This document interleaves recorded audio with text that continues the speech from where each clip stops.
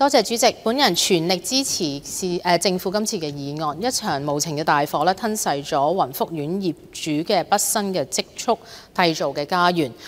慘況咧係令人痛心疾首嘅，我全力支持特區政府迅速咁樣推動災後支援同埋重建嘅工作，尤其是係傷員救治啦、善後嘅支援啦、社會嘅復原啦、全面調查啦，同埋制度嘅改革呢5大嘅核心嘅任務，必須要件件落實，時時跟進，更好咁樣去支援災民走出困境，推動重建復常嘅工作落到實處。我認為政府主動提供咗多個長遠嘅安置方案，通過問卷去收集居民嘅意向啦，並參考專業學會嘅單位尺價去做客觀嘅估算啦，為業主決策提供一個清晰嘅依據。呢一份咁樣嘅負責任嘅態度係值得肯定嘅。我期望正式方案出台之前係可以開展更細緻嘅評估，力求最大程度咁樣契合翻多數居民嘅訴求。我亦都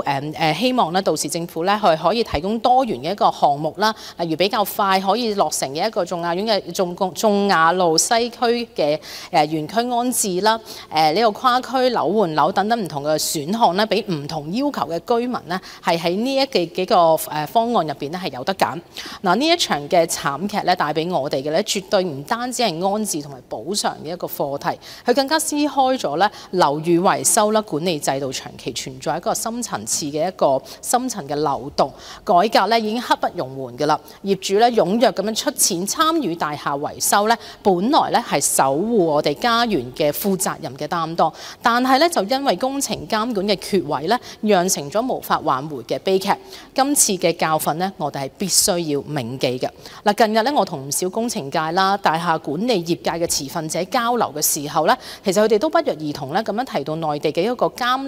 一個獨立嘅監理嘅制度，建議我哋香港其實可以借鑑參考呢一個獨立監督人嘅角色。呢一個制度嘅核心就在於佢按唔同嘅工序配備專屬嘅一個監理人員。譬如話，如果電梯工程呢個大廈做緊電梯相關工程就有獨立自己嘅電梯工程嘅監理啦；地基工程有自己嘅地基工程嘅監理啦。咁有對口嘅唔同嘅專業監理去避免一啲形成一個小圈子勢力嘅方法。好多時候呢啲地方嘅監理人員做滿3個月其實係會調崗位嘅，甚至乎好似內地地方大佢係會調散嘅。過咗3個月之後，咁監理嘅獨立於承建商之外啦，雙方就冇任何嘅利益瓜葛，過程中能夠確保監督嘅客觀同埋公正。所以我建議其實政府可以去考慮研究點樣將類似呢一個咁樣嘅獨立監理嘅制度去用翻切合香港實際情況嘅模式，引入樓宇修復嘅工程，尤其是針對涉及巨額公帑啦，關乎於數千居民嘅切身利益嘅大型嘅維修項目，通過強化第三方嘅獨立監管杜絕自己人管自己人嘅監管漏洞，等我哋嘅小業主嘅畢生積蓄得到切實嘅保障。嗱，業界同時亦都反映現行嘅制度之下大型建築工程嘅監管雖然嚴啦，違規者面臨嘅檢控啦、吊銷牌照等等亦都係同時間非常之嚴厲㗎。過重嘅一個責任嘅負擔亦都導致一啲中層嘅管理人員啦，或者啲專業人士唔係咁願意去承擔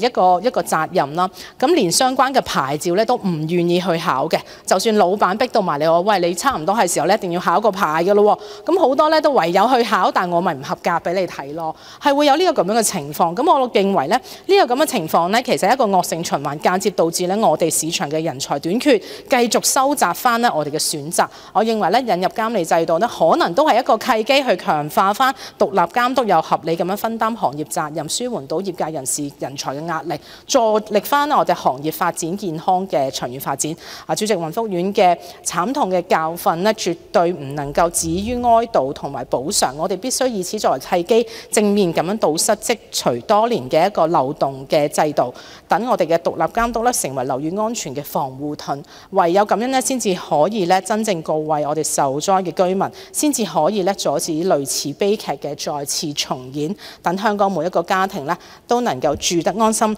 瞓得踏實。我想再一次支持特區政府迅速推動我哋嘅災後支援，仲有好多唔同嘅慈善團體啦、義工啦、社工啦、社區嘅領袖喺今次事件嘅支持。多謝主席，我謹此陳辭，支持政府議案。